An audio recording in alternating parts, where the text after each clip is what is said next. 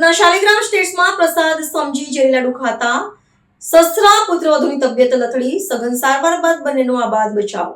સુરતના ઉત્તરાયણ વિસ્તારમાં આવેલા શાલિગ્રામ સ્ટેટસ બિલ્ડિંગમાં એક અત્યંત ચોંકાવનારી ઘટના સમાવી છે, જેમાં ઘરમાં રાખેલા લાડુને પ્રસાદ સમજીને ખાઈ લેતા સસરા અને પુત્રવધુની તબિયત ગંભીર રીતે લથડી હતી. બંનેને તાત્કાલિક અસરથી હોસ્પિટલમાં સારવાર અર્થે ખસેડવામાં આવતા લાડુમાં કોઈ ઝેરી તત્વ ભેળવવામાં આવ્યું હોવાનું સનસનીખેજ ખુલાસો થયો છે. આ રહસ્યમય ઘટનાને પગલે સમગ્ર વિસ્તારમાં ભારે ચકચાર અને અરેરાટી વ્યાપી ગઈ છે. પ્રાપ્ત વિગત અનુસાર પીડિત પરિવારના સભ્યોએ અજાણતા જ ઝેરી લાડુનું સેવન કર્યું હતું. તબીબી તપાસમાં ઝેરની સત્તાવાર પુષ્ટિ થતાં પરિવારજનોએ પોતાના ઘરની બરાબર સામે રહેતા પાડોશીઓ પર અત્યંત ગંભીર આક્ષેપો લગાવ્યા છે.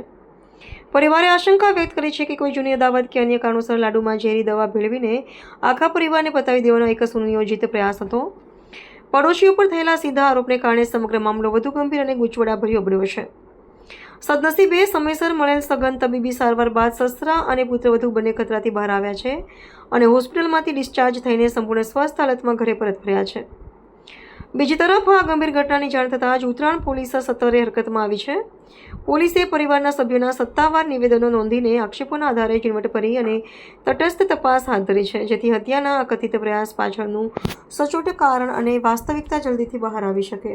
સુરત શહેરના ઉત્તરાયણ પોલીસ સ્ટેશન વિસ્તારના શાલિગ્રામ સ્ટેટસ એપાર્ટમેન્ટની અંદર ગોરધનભાઈ ડોંડા અને તેમનો પરિવાર રહે છે. એમની સાથે બનેલી ઘટનાની હકીકત એવી છે કે ગોરધનભાઈ જ્યારે પોતાના ઘરે આવે છે તો એમનું જે એપાર્ટમેન્ટનું એમનો મુખ્ય દરવાજો છે એની બહાર કોઈ પ્રસાદીના સ્વરૂપમાં મીઠાઈ હોય છે. એટલે ગોરધનભાઈને એવું લાગે છે કે કોઈ પ્રસાદી જે છે એ મૂકી ગયું છે, એટલે લઈ અને એમના ઘરની અંદર પ્રવેશ કરે છે. એમાંથી એ પ્રસાદી જે છે એ લે છે અને એમના દીકરાની વહુ જે ઘરમાં હાજર હોય છે એને પણ એ પ્રસાદી જે છે એ આપે છે. એટલે ગોરધનભાઈના જે છે એ પ્રસાદી લઈ અને તેઓ નીચે જાય છે.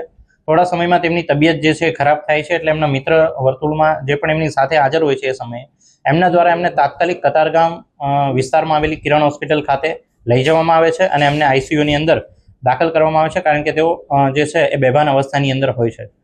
થોડા સમય બાદ એમના જે દીકરાની વહુ છે એમણે પણ આ પ્રસાદી જે છે એ લીધી હોવાથી એમને પણ તેની અસર થાય છે અને એમની હાલત પણ ખરાબ થતાં પરિવારના જે સભ્યો ઘરે હાજર હોય છે એમના દ્વારા એમને પણ કતારગામની કિરણ હોસ્પિટલ ખાતે જે છે એ લઈ જવામાં આવે છે. અને ત્યાંથી આ એક બાબત સામે આવે છે કે એક જ પ્રસાદી લીધેલી હોવાના લીધે સસરા અને વહુ એ બંનેની તબિયત ખરાબ થયેલી છે.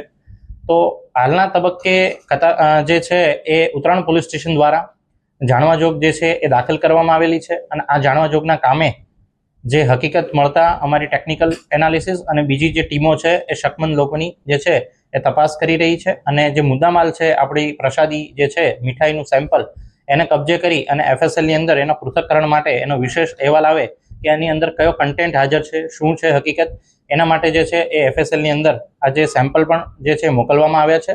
અને બીજા જે પણ શકમંદ લોકો છે એના તમામ એંગલથી જે છે ઉત્તરાયણ પોલીસ સ્ટેશનની ટીમ એ તપાસ કરી રહી છે. પરિવારજનો દ્વારા તેમના જે સામેવાળા પાડોશી છે તેના ઉપર જ શંકા વ્યક્ત કરવામાં આવી રહી છે, તેને લઈને કેટલીક કઈ કાર્યવાહી ચાલે?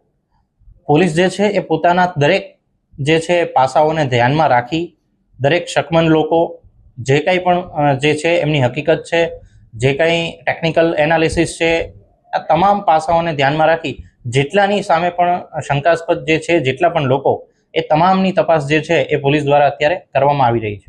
કેટલા લોકોને અત્યાર સુધીમાં પૂછપરછ થઈ છે કે અને કઈ રીતે આગળની કાર્યવાહી કરવામાં આવશે? જેટલા પણ શંકાસ્પદ લોકો છે એ તમામને પોલીસની દ્વારા પૂછપરછ કરવામાં આવી રહી છે. એફએસએલનો રિપોર્ટ આવેથી એનો કન્ટેન્ટ અંદર જે છે એ શું છે એ જે છે એ એક પ્રકારે સ્પષ્ટ થાય અને જે શંકાસ્પદ લોકોની પણ જે છે પૂછપરછ થાય. બીજા ટેકનિકલ અને બીજા જે પાસાઓ છે એના આધારે પોલીસ જે છે એ જે પણ પ્રકારની આની અંદર હકીકત જણાઈ આવશે એમાં કાયદેસરની આગળની જે કાર્યવાહી છે એ કરવામાં આવનાર છે. મારું નામ કિરણ નિલેશભાઈ ડોંડા છે. અમે શાલિગ્રામ સ્ટેટસ F1101 માં રહીએ છીએ. કાલે 10 તારીખના 3:30 વાગ્યા પછીનો આ બધો છે જે છે એ બધો 3:30 અમારા પપ્પા બહારથી આવ્યા તો અમારા બે દરવાજાની વચ્ચે જે ગેપ આવે છે અંદર ઉંબરો કે એમાં પ્રસાદી કોઈ નાખેલી 2 લાડુ અને એને એમ કે કોઈ પ્રસાદી મૂકેલી હશે નાખી લઈ ગયું છે બપોરના વચ્ચે તે અંદર લઈને આવ્યા અંદર લઈને આવ્યા અને એને ડાઇનિંગ ટેબલ પર મૂકી અને પછી એને એમાંથી ખાધો પ્રસાદ. અડધો નહોતો ખાધો, એને બટકું જ ખાધું હતું. અને પછી પાછા ઈ નીચે વહી ગયા અને એની 1-2 કલાકની અંદર ક્યારે એને અસર થઈ ખબર નથી. પછી હું પાણી પીવા ઊભી થઈ ત્યારે મેં કીધું લાઈ હું ખાઉં થોડો પ્રસાદ અને અમારી મમ્મીને આપું એમ. અમે બે સાથે કામ કરતા હતા. તો અમારી મમ્મીએ ના પાડી કે ના મારે નથી ખાવું. હું ઈ પ્રસાદ એનો હું ખાઈ ગઈ. પણ પછી મેં જોયું ને અમારી મમ્મીને એમ કહું છું મેં વરિયાળી લાગતી નથી ને વરિયાળી જેવો ટેસ્ટ આવે છે કીધું એમ. આમ રીતસરની ગોળી ટેબ્લેટ જ. તો પછી ફોન આવ્યો મારા દેરાણીનો. ઈ કે એટલે સગી નથી કઝિન થાય. ઈ કે બાપુજીને કઈ થયું છે કે એમ નહીં કેમ કે એને એડમિટ કરવા પડ્યા છે. મેં કીધું કેમ? બે જ છે. હવે ઈ સામે વાળાની ઉપર છે ડાઉટ બધો. અમારી તો એમ જ માંગ છે કે આવું કોઈ દિવસ કોઈની સાથે ક્યારેય કોઈ કરવું નહીં. અને એને જો હું તો એમ માનું છું કે આપણે એને સજા આપીએ પણ એ વાત સાચી, પણ ભગવાન જ સજા કરવા વાળો છે જે છે એ.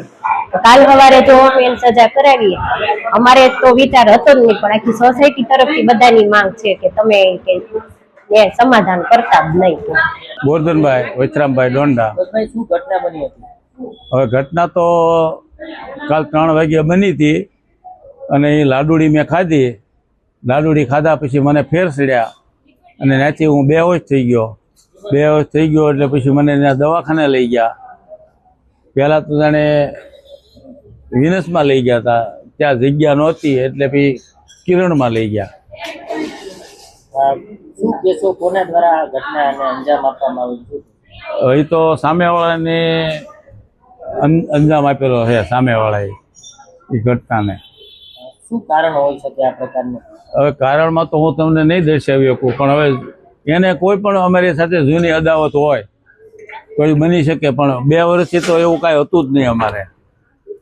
શું કેસો કેવી કાર્યવાહી થવી જોઈએ? કડકમાં કડક કાર્યવાહી થવી જોઈએ અને એમાં કાંઈ ઢીલું મૂકવાનું નથી થતું.